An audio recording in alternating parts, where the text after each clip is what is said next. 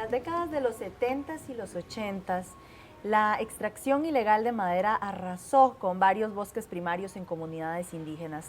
Y hoy en Era Verde vamos a conversar sobre este tema y para ello vamos también a conocer un documental que se llama Guardianes del Bosque. Vamos a conocer este documental y un poco más sobre las comunidades indígenas y sobre las problemáticas a las que se enfrentan. Para ello, hoy me acompaña Paola Rojas, que es la realizadora de este documental. ¿Cómo estás, Paola? Muy bien, ¿está? Bien, gracias. Y también nos acompaña Pablo Cibar, líder indígena. ¿Cómo está, Pablo? Muy bien, ¿usted? Bien, por dicha. Y también nos acompaña Amílcar Castañeda, que es profesor e indígena quechua y conoce mucho también de estos procesos indígenas y estos procesos de resistencia. Muchas gracias por la invitación. Bueno, gracias a ustedes por venir a compartirnos un poco sobre este documental que es una producción de audiovisuales de la UNED. Paola, tal vez si nos cuentas cómo nació la idea de hacer esta producción. Bueno, la idea surgió gracias a la solicitud que nos hizo Amílcar al departamento, porque Amílcar es profesor del técnico en gestión local para pueblos originarios, que lo da la Dirección de Extensión. Entonces, como parte del proyecto final para graduarse, 3 de los asistentes indígenas, Cindy Vargas, Asdrúbal Rivera y Marlon Carrera, hicieron toda una recopilación y un trabajo de investigación que tiene que ver con este hecho que ocurrió en 1985, que fue cuando la primera vez las 3 comunidades indígenas se unieron y evitaron que sacaran la madera que ya se había extraído de los pueblos de Boruca, por ejemplo, y todos los bosques de Boruca, Terraba y Curré. Entonces, cuando Amílcar nos hace la solicitud al departamento con las respectivas autorizaciones, pues nos pareció interesante mostrar esta historia y darle voz a través del audiovisual de estos hechos que ocurrieron. Pablo, ¿y cuál fue la problemática que se dio en los 70s y los 80s con la extracción de madera? Bueno, la problemática era que en los 70s existe la ley indígena y nosotros comenzamos a ver que el maderero comienza a extraer bosque. Entonces, a través de la Asociación de Desarrollo del señor Guillermo Rivera, se hacen las gestiones ante el MINAED para ver qué era lo que estaba pasando. El MINAED dice que está fuera de territorio indígena y que por lo tanto se dan los permisos. Sin embargo, estaba dentro de la jurisdicción de Boruca. Entonces, cuando hacemos todo ese proceso y las autoridades no actúan, no hay ninguna presión, no se logra nada a través del gobierno, de las instancias que tienen que ver con la parte de deforestaciones. Entonces acudimos a decir, bueno, vamos a defender nuestro derecho. La madera es nuestra, el territorio es nuestro, por lo tanto vamos a defender este derecho y se comenzó unas primeras reuniones entre los 3 territorios hasta que decidimos bloquear el camino donde estaban empateando la madera. Y Amílcar, los pueblos indígenas tienen, ¿verdad?, sus particularidades a la hora de relacionarse con la naturaleza.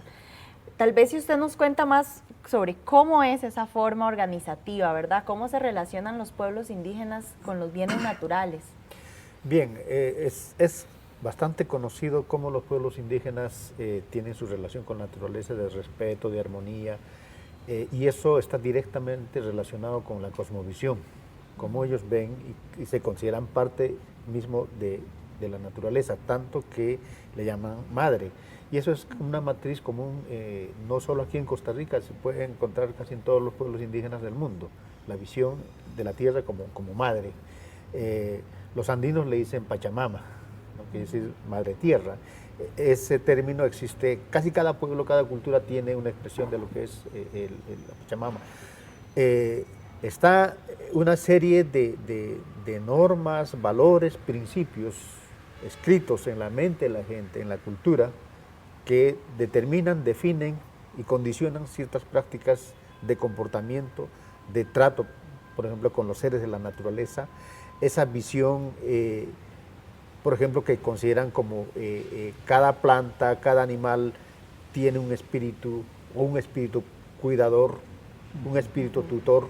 Entonces eso ya lo plantea uno de que no puedo, digamos, cortar así de manera indiscriminada o cazar de manera indiscriminada porque hay un ser de la naturaleza que también es parte de la familia que está vigilando y cuida de eso, ¿no? Entonces, lastimosamente esa visión también se está perdiendo, pero existe y eso es lo que de alguna manera va a dar cuenta que hay una relación de conservación, de respeto, de uso racional también de los bienes del medio, y eso se puede ver, por ejemplo, cuando hay un mapa de los ecosistemas naturales en Centroamérica y aparece todo lo que queda de bosques naturales en Centroamérica es casi exactamente donde están los pueblos indígenas, los territorios del pueblo indígena. Y eso no es así de casualidad, obviamente.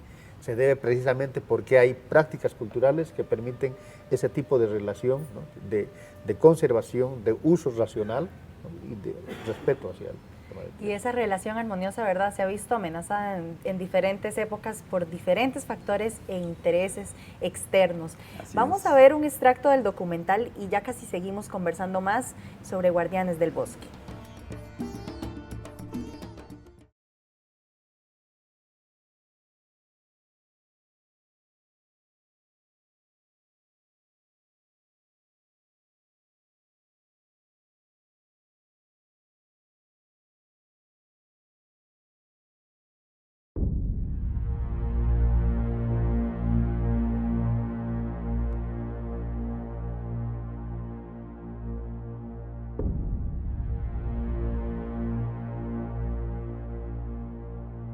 Como indígenas, reconocemos los bosques como lugares sagrados que nos proveen de todo lo indispensable para vivir. Según nos cuentan nuestros abuelos, estos sitios están protegidos por los espíritus de nuestros ancestros, y al protegerlos nos cuidan a nosotros mismos y a nuestros hijos. Sin embargo, todos estos recursos se encuentran amenazados en la actualidad.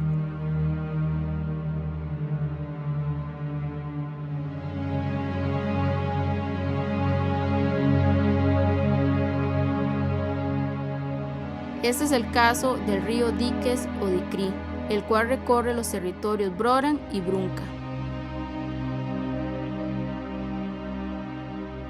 Ahora, la incertidumbre de qué recurso les heredaremos a las nuevas generaciones nos preocupa como comunidad. Por esta razón, hemos decidido defender nuestros derechos, nuestras tierras, nuestros recursos, nuestras costumbres y nuestra sabiduría.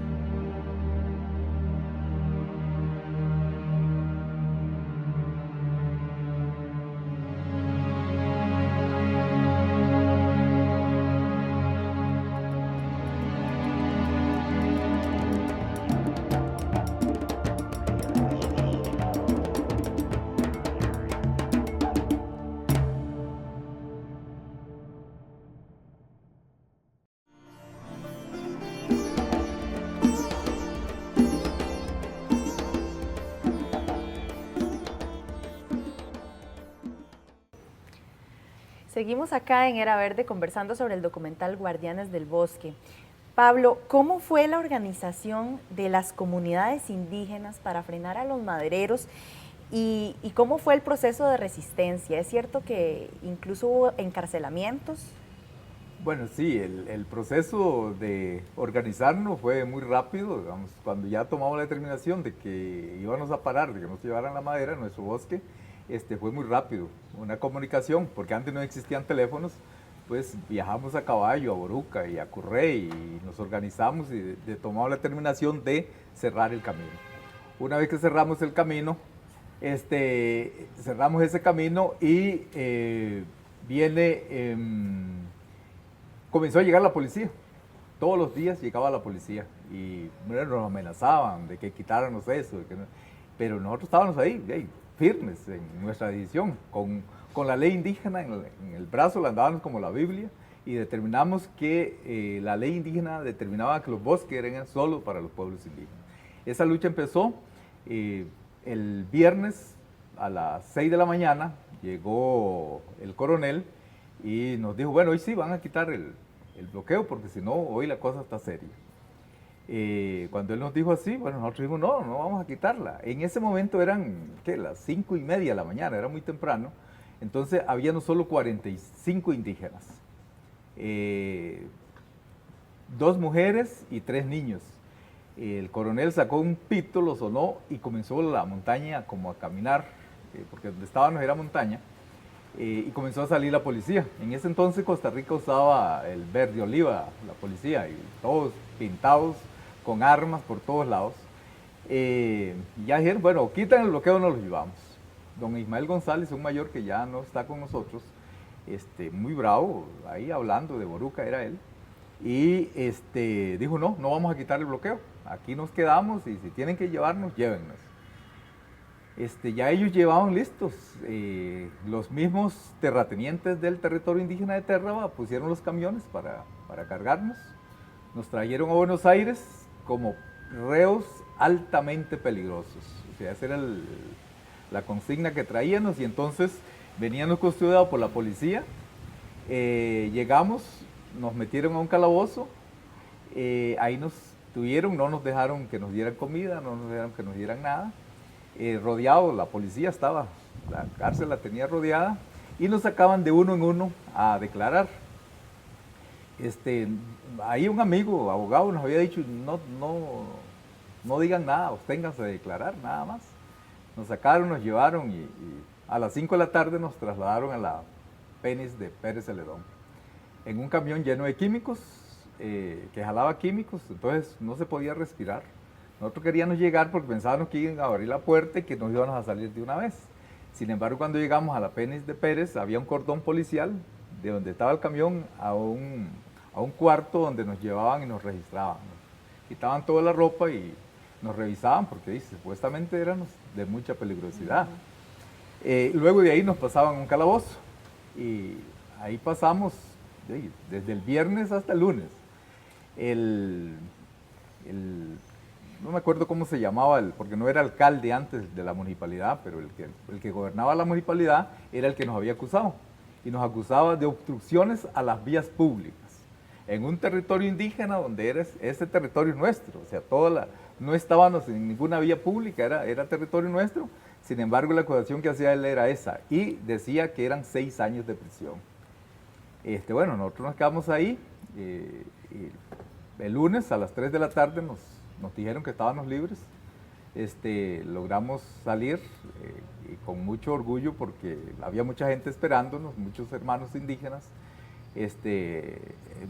hermanos solidarios no indígenas, y luego nos trasladaron a la comunidad. La comunidad era increíble, llegamos y estaba inundado de indígenas, o sea, casi no se podía caminar hasta el lugar donde llegábamos. Y es impresionante, ¿verdad?, que hayan tenido que pasar por todo este proceso por defender los bienes naturales de su territorio. Ahora, Amílcar, ¿la industria maderera ha vuelto a ser una amenaza para los pueblos indígenas?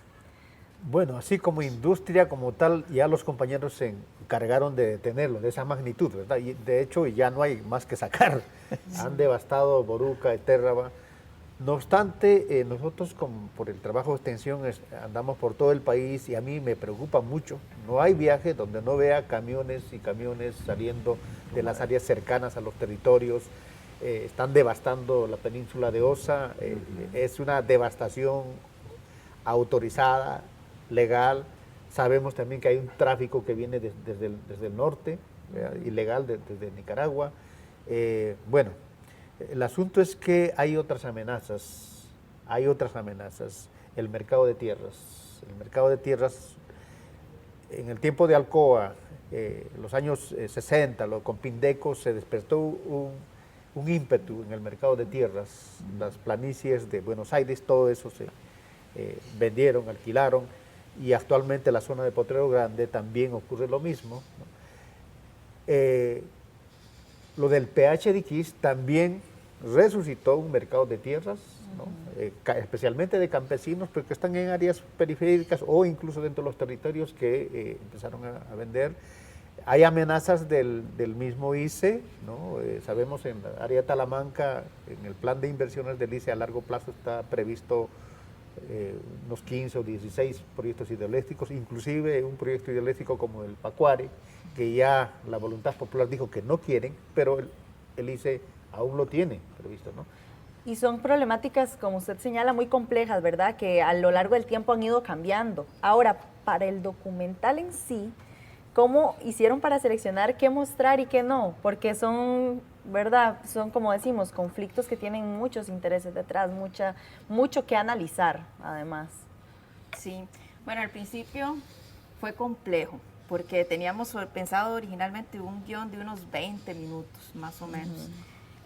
Pero bueno, siempre la idea fue hacer un producto que fuera más consumible, que fuera algo corto y que el objetivo principal fuera mostrar lo que sucedió en el 85, dando pie a poder, a través de otros documentales que se hacen en el departamento, profundizar en las diferentes temáticas que se han mencionado, ¿verdad? Entonces empezamos a trabajar el guión con Asdrúbal, con Cindy y con Amílcar. Entonces al principio era tratar de visualizar y de visibilizar no solo el hecho que ocurrió en el 85, que fue negado e invisibilizado por los medios de comunicación, darles voz a los protagonistas, pero además es expresar un poco esta visión que Amílcar decía al inicio, de este vínculo que ellos tienen con la naturaleza, que nosotros los no indígenas no tenemos y a veces nos cuesta entender, ¿verdad? Entonces yo me acuerdo que cuando estábamos empezando a trabajar el guión, yo le mandaba mensajes de texto a Asdrúbal y le decía, ¿qué significa para ustedes el río? O ¿qué significa para ustedes la tierra? ¿Verdad? Entonces de ahí surgieron varias frases que también fueron tomadas de la investigación originalmente hecha por ellos. Quedaron bastante cosas por fuera, digamos ya detalles de lo que aconteció en las entrevistas que grabamos con Pablo, con don Guillermo, con doña Victoria, pero que bueno, la idea es que este producto audiovisual se vuelva un transmedia y un complemento a la investigación que en algún momento se piensa publicar, ¿verdad? Que esa es la intención. Entonces, que hayan varios elementos distintos que cuenten o que complementen el documental.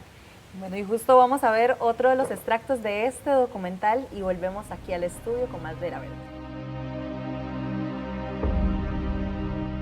Como mujer brorán, reconozco que, desde la colonia, hemos sido despojados de nuestra espiritualidad, cultura y de tierras para ser reducidos a otros territorios donde se nos impusieron fronteras.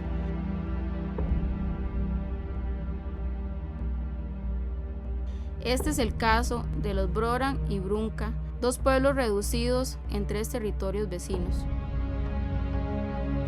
Los Brorán habitamos en Térraba y los Bruncas en Boruca y Reycurré. Sin embargo, a pesar de tener los derechos legales y jurídicos sobre los territorios donde fuimos reducidos, estos siempre han sido violentados.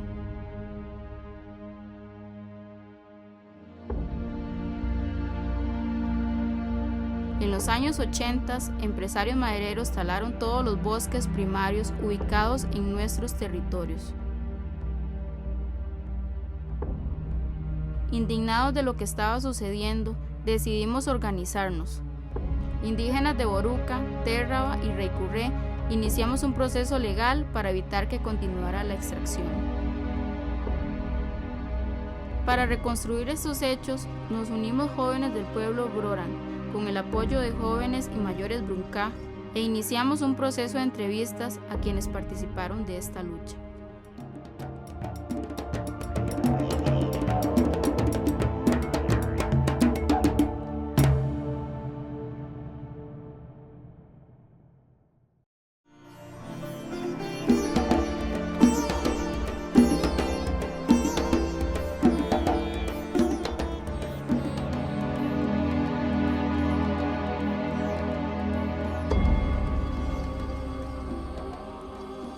Esta fue nuestra primera lucha contra el gobierno para reivindicar nuestros derechos.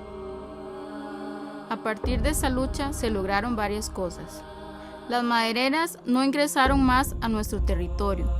Se iniciaron otras luchas por la recuperación de nuestras tierras, nuestros derechos como ciudadanos y la protección de los recursos naturales. Además, como jóvenes nos interesamos más por estudiar la ley indígena y nuestros derechos.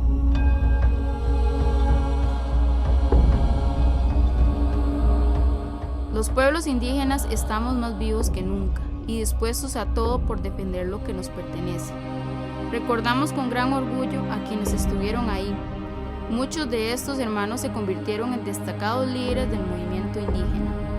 Otros ya partieron a reunirse con nuestros ancestros, pero su legado prevalecerá a las generaciones. Seguimos acá en Era Verde y estamos hablando sobre el documental Guardianes del Bosque. Paola, ¿cuáles fueron algunas de las mayores dificultades y retos que hubo al grabar este documental y producirlo con comunidades indígenas? Bueno, al inicio son muchos los que participaron como protagonistas de este acontecimiento. Entonces, el objetivo principal era mostrar el hecho que ocurrió en el 85. Entonces, ¿a quiénes entrevistar? Porque no podíamos entrevistar a todos. Aparte que la narrativa que habíamos escogido para el documental era mostrar las imágenes actuales de los 3 territorios bajo la voz de unas 6 personas, tomando a 2 personas representantes por cada territorio, ¿verdad? Entonces, aparte de los retos, inicialmente lo positivo que nos pasó fue que grabamos en una época de invierno, que llovía mucho, y en esos 3 días, o bueno, 2 giras que hicimos, que fueron como 8 días en general, no nos llovió. Entonces, por ahí uno de los compañeros que nos acompañaban indígenas nos decía que esto era porque los abuelos querían que la historia se contara. Entonces, hasta que se me erizó la piel cuando lo dijeron en el carro, eso nos facilitó mucho.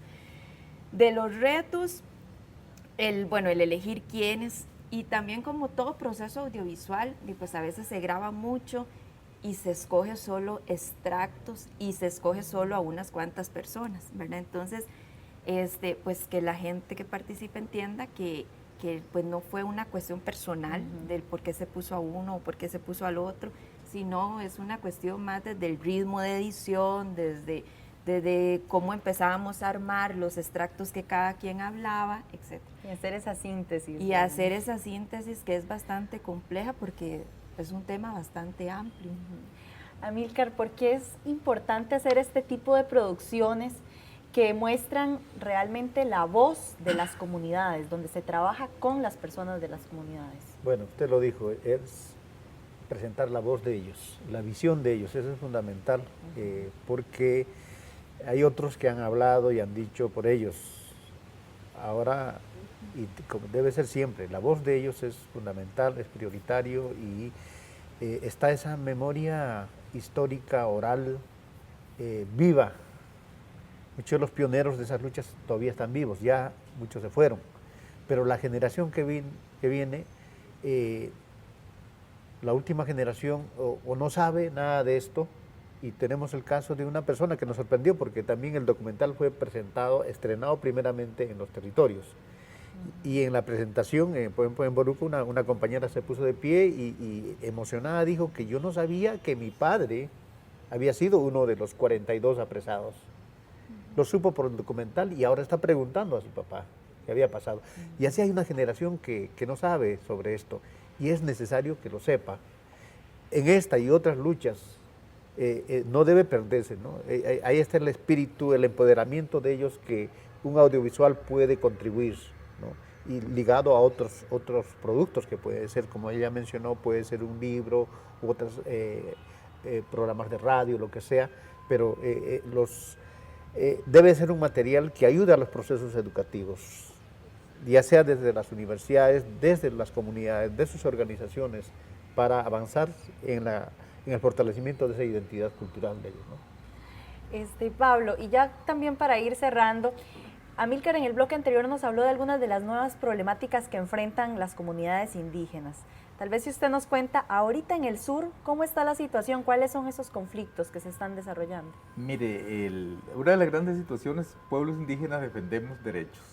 Y eso está claramente establecido. O sea, es defender derecho al bosque, defender el derecho a la tierra, defender el derecho de la vivencia nuestra, de la vivencia de nuestras futuras generaciones. Entonces, ahorita enfrentamos el pleito de las tierras, el enorme pleito de las tierras. O sea, porque ya se ha dicho, o sea, no, los pueblos indígenas seguimos olvidados, seguimos rezagados. El Estado sigue viéndonos allá abajo, pensando solamente en cómo puede desarrollar un proyecto de Iquis o cómo puede hacer una minera o cualquier otra cosa dentro de territorios sin respetarnos y sin buscar esas alternativas. El 2010 fuimos arrastrados aquí de la Asamblea Legislativa y ahí a las 2 de la mañana, en las aceras de la Asamblea Legislativa, tomamos la determinación de que íbamos a luchar por nuestras tierras, a luchar allá en nuestros territorios, y esa lucha se está dando. O sea, ustedes oyen, sin embargo, las expresiones son que somos indios vagos, que somos indios que estamos violentando los derechos de los no indígenas y todo esto. Esas tierras están establecidas desde 1939 como tierras inalineables para los pueblos indígenas. El Estado costarricense nunca las ha cumplido y nosotros pues la meta es seguir en esa lucha para defender nuestros derechos de esa tierra para las futuras generaciones. Y para entender justamente esos procesos de resistencia y de organización tan importantes, tenemos que mantener viva nuestra memoria. Y por eso les invitamos a que busquen este documental Guardianes del Bosque, porque necesitamos saber más sobre nuestras raíces ancestrales, más sobre estos procesos. Estar informadas e informados es clave en estos tiempos para poder organizarnos y para poder defender nuestros bienes naturales. Y con esto, con esta invitación, les dejamos con más de la programación de Canal UCR, donde hacemos televisión con sentido.